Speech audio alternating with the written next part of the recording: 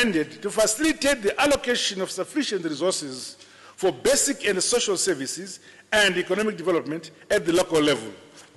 Meanwhile, the Forest Amendment Bill will be tabled for consideration by this Parliament to provide for measures to effectively foster the sustainable management of the country's forestry resource. My government will bring for ratification by this Parliament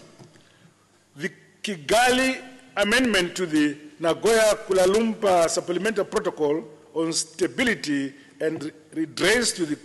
Cartagena Protocol on Biosafety, the accession to the additional protocol to the agreements between states and International Atomic Energy Agency for the application of safeguards, the accession to the Joint Convention on the theft of spent fuel management and the theft of radioactive waste management, the accession to the Convention on the physical protection of nuclear material, the accession to the Convention on assistance in the case of nuclear accident or radiology emergency, and the accession to the Convention on the early notification of a nuclear accident. Madam President, Mr. Speaker,